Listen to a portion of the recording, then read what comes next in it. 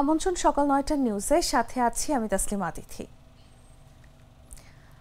চলতি বছরের এইচএসসি ও সমমান পরীক্ষার ফলাফল প্রকাশ করা হবে আজ বৃহস্পতিবার। এদিন সকাল 10টায় স্ব শিক্ষা বোর্ড থেকে ফল ঘোষণা করা হবে। এরপর শিক্ষার্থীরা নিজ নিজ শিক্ষা প্রতিষ্ঠান বোর্ডের ওয়েবসাইট ও মোবাইল ফোনে SMS এর মাধ্যমে ফল জানতে পারবেন। এবার 11টি শিক্ষা বোর্ডের অধীনে এইচএসসি ও সমমান পরীক্ষায় অংশ নিতে ফর্ম পূরণ করেন 12,51,111 শিক্ষার্থী। তাদের মধ্যে 6,18,015 ছাত্র এবং 6,33,096 ছাত্রী। সারা দেশে 2,797টি কেন্দ্রে পরীক্ষা হয়, তবে এই পরীক্ষায় প্রায় 27,000 শিক্ষার্থী অনুপস্থিত ছিলেন। ফলে ফলাফলের অপেক্ষায় রয়েছেন 12 লাখেরও বেশি কিছু শিক্ষার্থী। ফলাফল কেমন হতে পারে এমন প্রশ্নে আন্তঃশিক্ষা বোর্ড সমন্বয় কমিটির সভাপতি অধ্যাপক খন্দকার এহসানুল কবির বলেন, ফল প্রকাশের পরই বলা যাবে কেমন হবে। তবে এবার পূর্ণ সময়, পূর্ণ মান ও পূর্ণ সিলেবাসে স্বাভাবিক ধারায় পরীক্ষা হয়েছে। সেক্ষেত্রে করোনাকালে যেমন ফলাফল হয়েছিল তার চেয়ে ব্যতিক্রম হতে পারে, তবে সেটা ফল প্রকাশের পরই বোঝা যাবে। এদিকে ঢাকা বোর্ডের এক বিজ্ঞপ্তিতে বলা হয়, এইচএসসির পরীক্ষার ফলাফল পুনর্নিরীক্ষণের জন্য নির্ধারিত নিয়মে আগামী 17 থেকে 23 অক্টোবর পর্যন্ত আবেদন গ্রহণ করা হবে। আবেদন পদ্ধতি শিক্ষা বোর্ডগুলোর ওয়েবসাইট ও পত্রিকায় বিজ্ঞপ্তির মাধ্যমে জানানো হবে।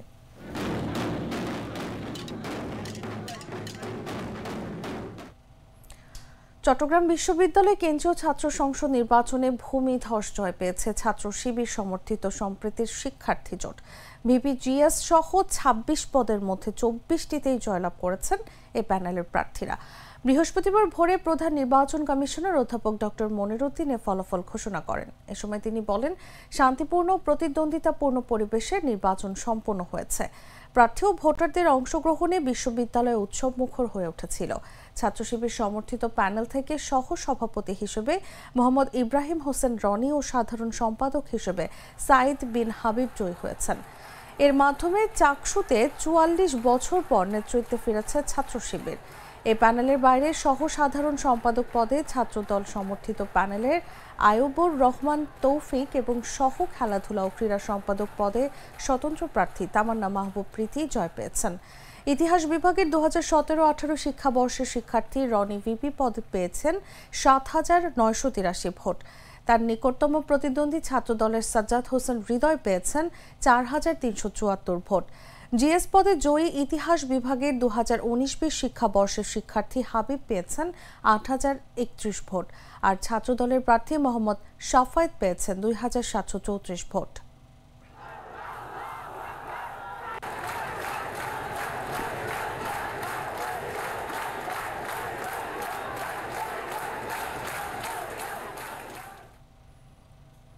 দীর্ঘ 35 বছর পর রাজশাহী বিশ্ববিদ্যালয় কেন্দ্রীয় ছাত্র সংসদ, হল সংসদ ও সিনেট ছাত্র প্রতিনিধি নির্বাচন অনুষ্ঠিত হচ্ছে আজ বৃহস্পতিবার। অবাধ, শান্তিপূর্ণ ও নিরপেক্ষভাবে নির্বাচন সম্পন্ন করতে নিরাপত্তার চাদরে ঢেকে দেওয়া হয়েছে ক্যাম্পাস। 17টি কেন্দ্রে 918 প্রার্থীকে ভোট দেবেন 28,901 জন ভোটার। প্রচারণা অবসর কাটিয়ে রাজশাহী বিশ্ববিদ্যালয় কেন্দ্রীয় শিক্ষার্থী সংসদ এবং হল সংসদ নির্বাচনের জন্য ব্যালট বাক্স পৌঁছে যাচ্ছে কেন্দ্রগুলোয়। বৃহস্পতিবার সকাল 7:15 দিকে আনুষ্ঠানিকভাবে নির্বাচনী সরঞ্জামাদি বিতরণ শুরু হয়। এ সময় প্রিজাইডিং অফিসারদের কাছে হালনাগাদ ভোটার তালিকা, স্বচ্ছ ব্যালট বাক্স, OMR যুক্ত ব্যালট পেপার, অমোচনীয় কালি সহ অন্যান্য নির্বাচনী সামগ্রী বিতরণ করা হয়।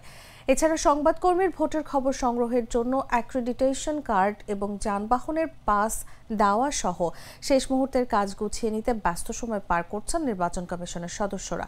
তফসিল অনুযায়ী বৃহস্পতিবার সকাল 9টা থেকে বিকেল 4টা পর্যন্ত ভোট গ্রহণ অনুষ্ঠিত হবে। ভোট গ্রহণ শেষ হওয়ার পরবর্তী 17 ঘন্টার মধ্যে ফলাফল ঘোষণা করা হবে।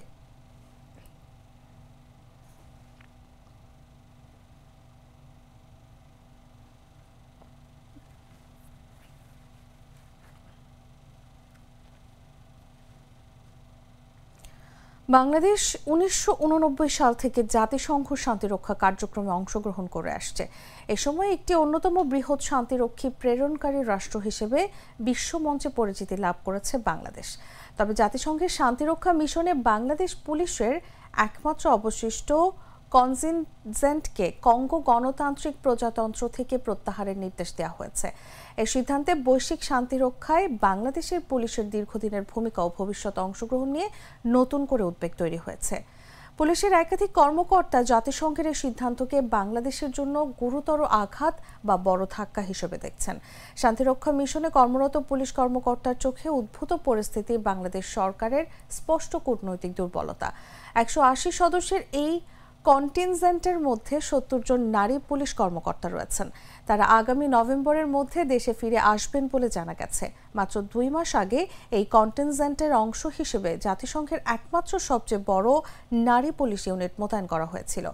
জাগো নিউজের কাছে আসা জাতিসংঘের নথিতে কঙ্গো, মধ্য আফ্রিকান প্রজাতন্ত্র এবং দক্ষিণ সুদানের বিভিন্ন মিশনের ধাপে ধাপে সদস্য সংখ্যা কমানো ও প্রত্যাবাসনের পরিকল্পনা উল্লেখ করা হয়েছে। এই নথি অনুযায়ী বাংলাদেশই একমাত্র দেশ যাদের পুরো কন্টিনজেন্ট প্রত্যাহারের সিদ্ধান্ত নেওয়া হয়েছে। অন্যদিকে ক্যামেরুন, সেনেগাল ও মিশরের মতো দেশের কন্টিনজেন্ট আংশিকভাবে হ্রাসের কথা উল্লেখ করা হয়েছে।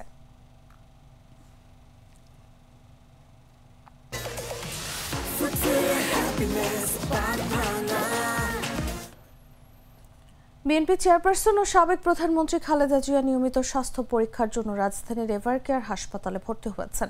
বুধবার রাত 11:30টার দিকে খালেদা জিয়া তার গুলশানের বাসভবন ফিরোজা থেকে হাসপাতালের উদ্দেশ্যে রওনা হন। পরে তার ব্যক্তিগত চিকিৎসক ও মেডিকেল বোর্ডের পরামর্শে তাকে হাসপাতালে ভর্তি করা হয়। খালেদা জিয়া সর্বশেষ গত 28 আগস্ট নিয়মিত স্বাস্থ্য পরীক্ষার জন্য একই হাসপাতালে গিয়েছিলেন।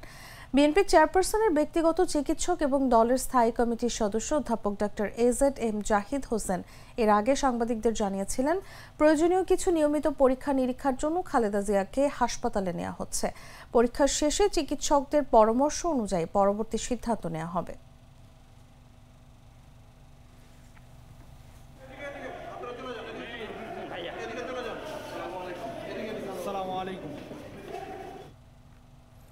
পিরোজপুর 2 আসনের জামায়াতে ইসলামীর মনোনীত প্রার্থী শামীম সাইদি বলেছেন, গত 54 বছরে এই দেশের শাসক সমাজ যারা ক্ষমতায় এসেছে তারাই আমাদের শোষণ করেছে, নির্যাতন করেছে, নিপীড়ন করেছে।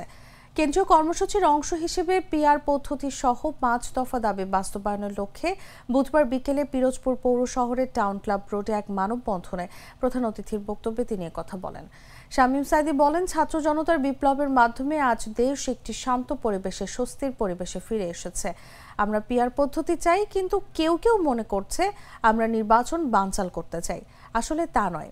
বাংলাদেশ জামায়াতে ইসলামী গণতন্ত্র এবং নির্বাচনমুখী একটি দল।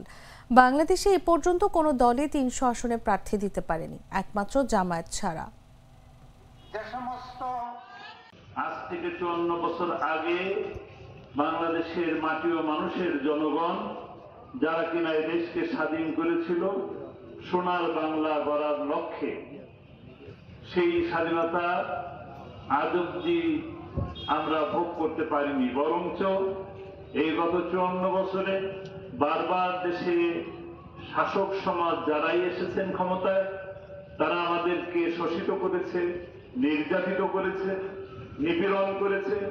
আবারও সামনে নির্বাচন আসছে, সেই নির্বাচনকে কেন্দ্র করে নানান রকম ষড়যন্ত্র করা হচ্ছে। আমরা পিআর পদ্ধতি চাই, কেউ কেউ মনে করতেছে যে আমরা নির্বাচনকে বানচাল করতে চাই। আসলে তা নয়। বাংলাদেশ জামায়াত ইসলামী গণতন্ত্র এবং নির্বাচনমুখী একটি দল। রোজকার সাধারণ খাবার এখন হবে অসাধারণ। প্রাণ স্বাদের মশলা, স্বাদ বাড়ায়, ঘ্রাণ ছড়ায়। জানাবো আন্তর্জাতিক সংবাদ।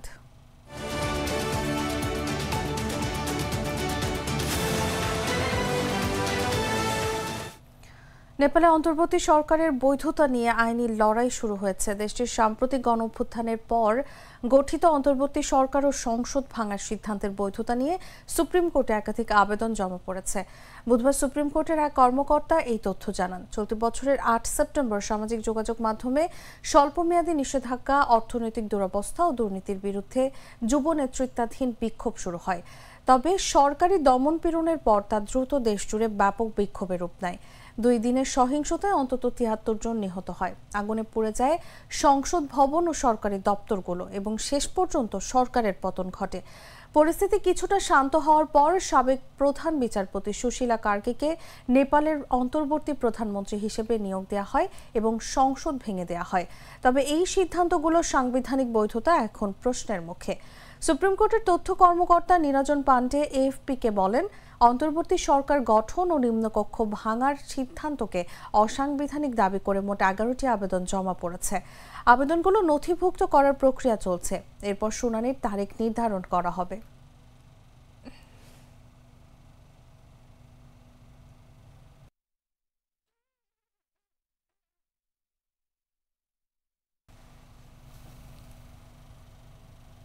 জানাবো খেলার খবর।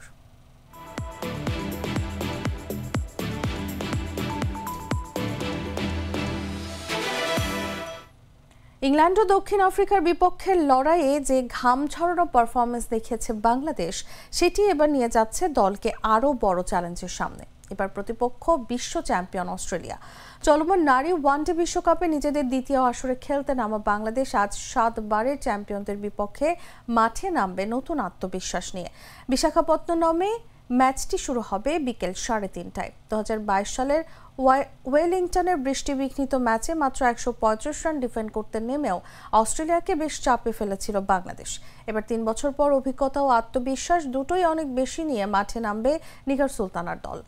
এই আসরে ইতোমধ্যে ইংল্যান্ড ও দক্ষিণ আফ্রিকার বিপক্ষে দুর্দান্ত লড়াই করেছে বাংলাদেশ। ইংল্যান্ডকে 178 রানের লক্ষ্যে তাড়া করতে নেমে ধুঁকতে বাধ্য করে বাংলাদেশের বোলাররা। অন্যদিকে দক্ষিণ আফ্রিকার বিপক্ষে ব্যাটিংয়ে দারুণ সূচনা এনে দিয়েছিল টাইগার্সরা। যদিও শিশিরের প্রভাবে ফিল্ডিংয়ে কিছু ভুলে ম্যাচ হাতছাড়া হয়ে যায়।